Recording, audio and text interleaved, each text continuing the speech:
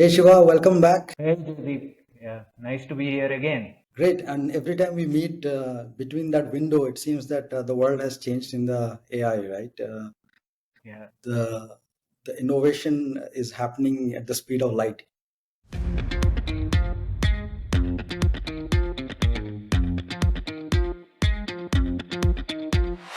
a lot literally. of new developments every day, every Lot of week. new Yeah, developments. And it becomes sometimes actually difficult to choose the right topic. It seems that there are so many to pick up, correct.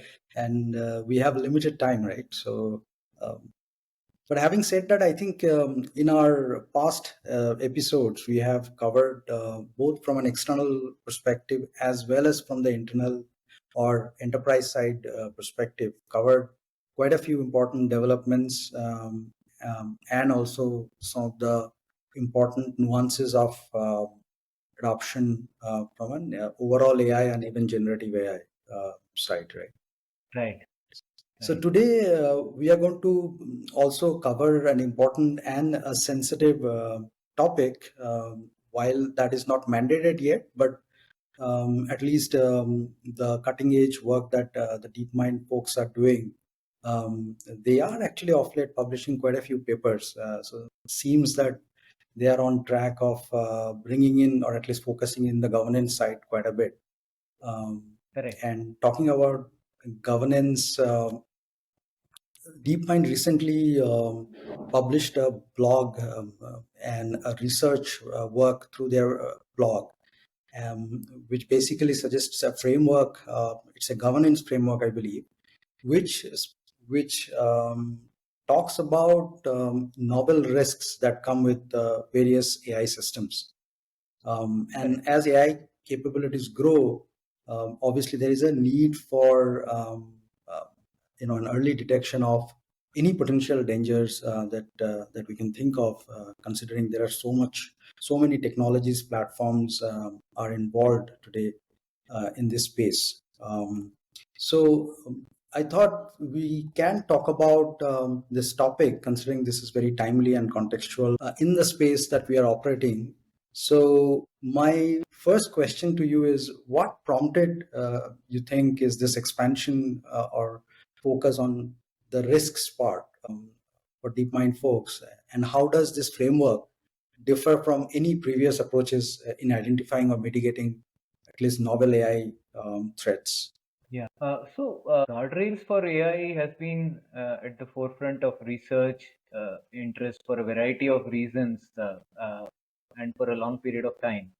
And they have come into the public view due to the focus on the generative AI models and these systems in the last couple of years, especially with the frantic pace of innovation that is going on, right?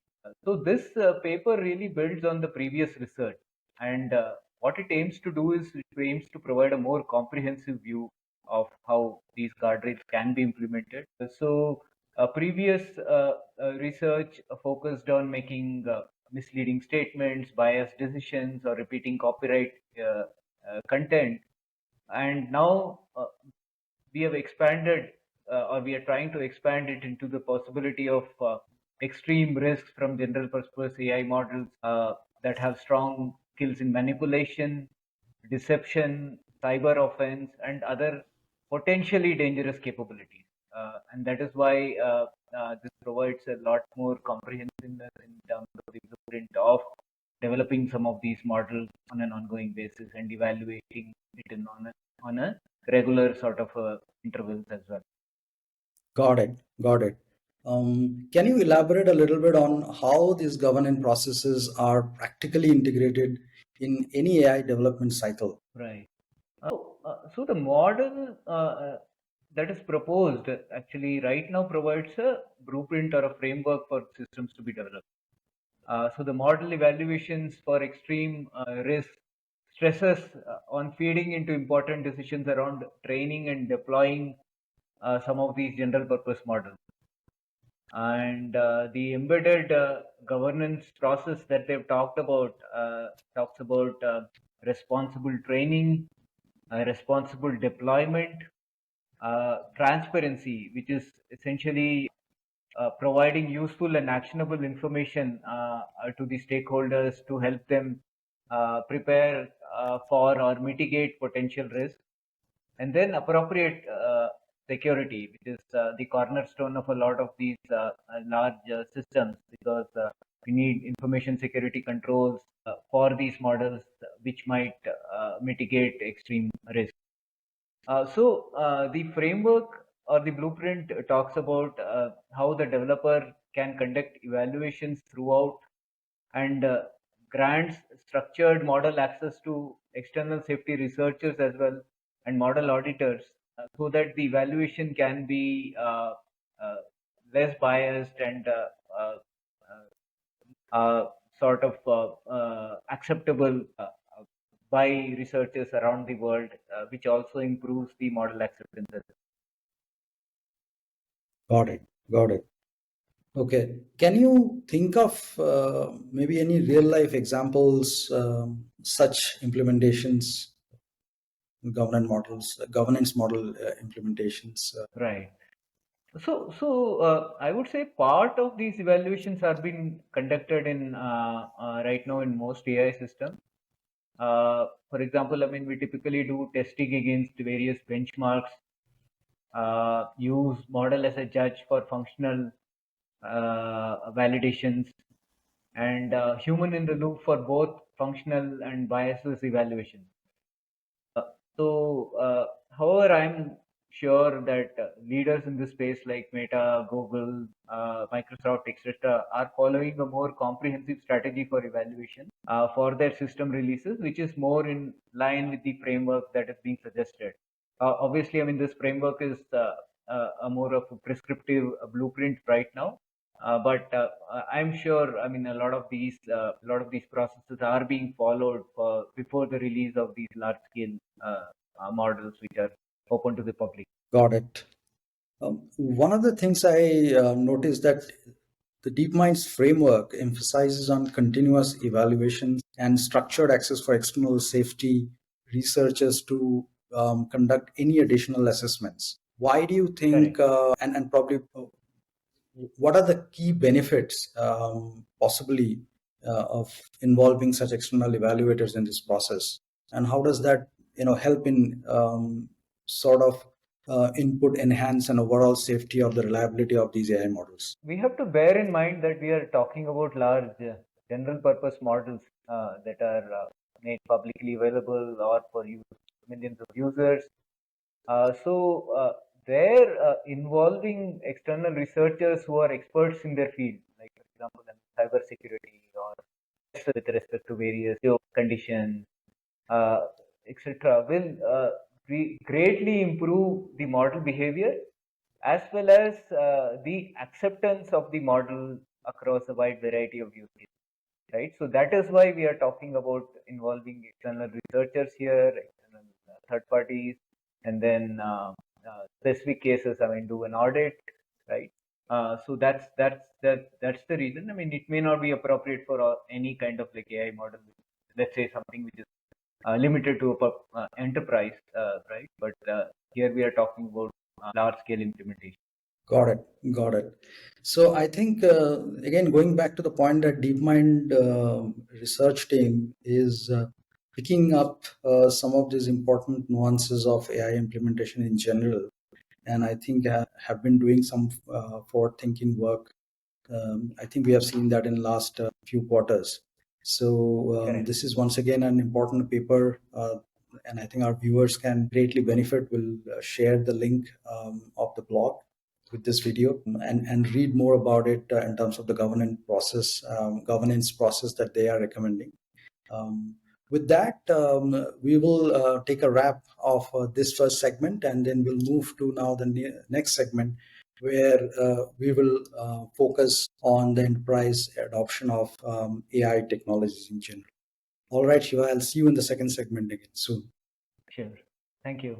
See you again. So, in our segment two today, we are again going to touch upon a perennial issue that we notice typically in any legacy environment, and more so where an enterprise may have started their AI journey, at some point of time. Some of them are early adopters and have added AI stacks or tools or solutions over a period of time, and now have ended up with kind of an AI ecosystem where multiple vendors have supplied, and they're using sort of multi-vendor tech platform solution infra, blah blah, right?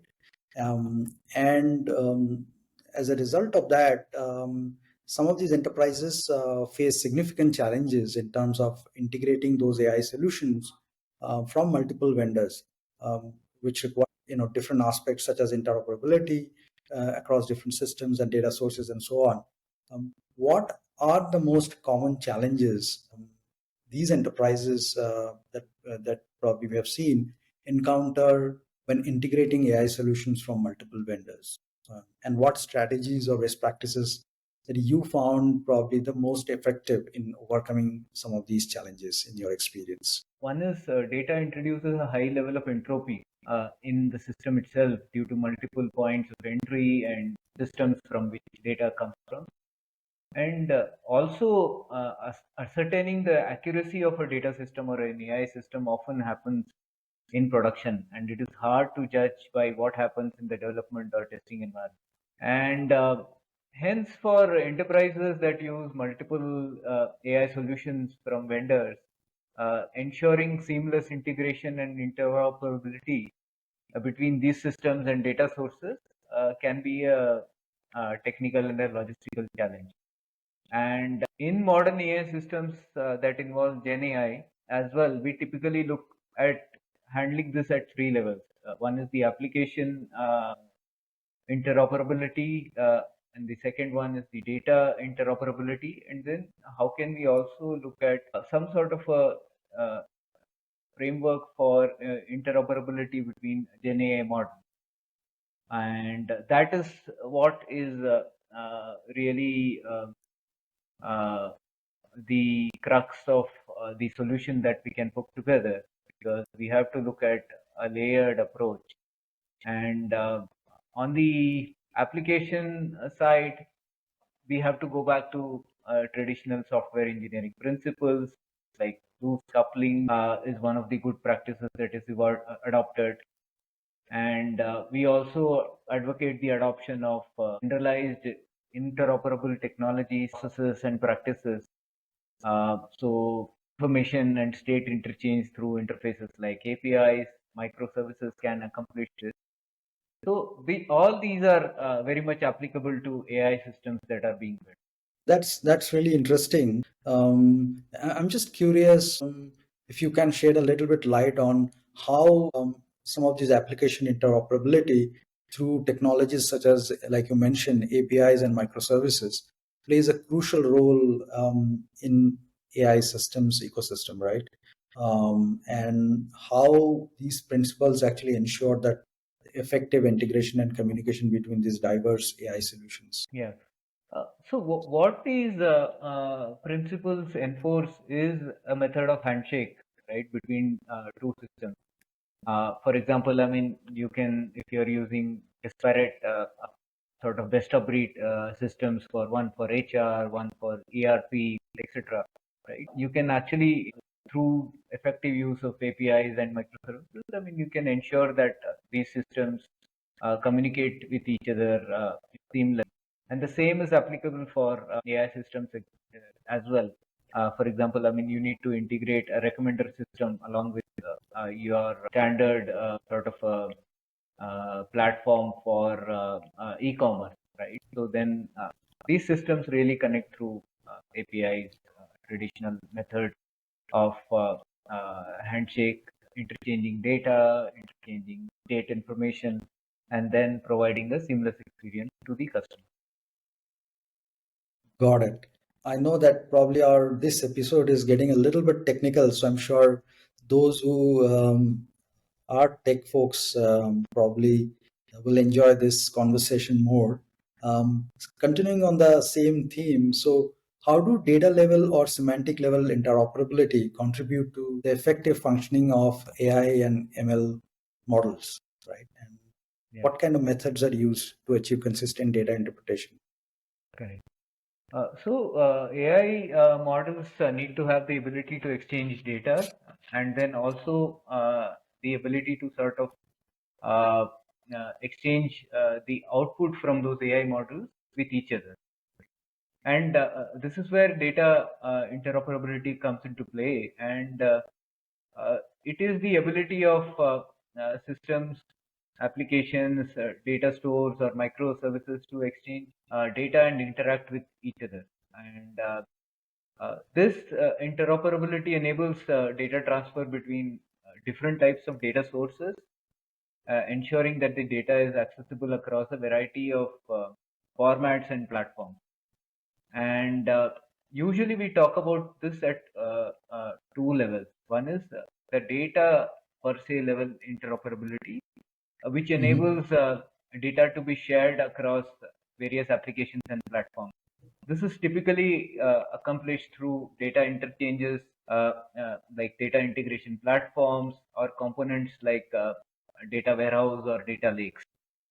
And then Mm. there is the second level, which is the semantic level interoperability, where we are talking about what uh, the data actually means to each of these systems. So this Mm. requires a consistent meaning and interpretation of data across various AI or machine learning systems. And the mechanism that usually is used to accomplish this is various data standards, data mapping, and also governance of data. And then sometimes we also use data federation to accomplish the semantic level interoperability. Now, with the backdrop of fast evolving landscape of generative AI models, it enforces a degree of, in some sense, agnosticism and interoperability to avoid dependency on any specific model, right? Yeah. So, what kind of techniques are emerging to ensure interoperability and flexibility among different generative AI models that you have seen? And how do practices like prompt engineering and retrieval augmented generation enhance the quality and adaptability of overall AI outputs? If you can share some lights on that. Yeah, so this is actually a very sort of an evolving and somewhat nebulous field at this point in time, and I think it is not still not yet as structured as the other aspects that we talked about in terms of application or data interoperability. So there are some of these techniques are grounded in sound software engineering and that are emerging. Uh, Talked about prompt engineering, crafting effective and context-aware prompts by leveraging techniques such as prompt tuning, prompt chaining, and prompt augmentation to enhance the quality and relevance of LLM output are coming in.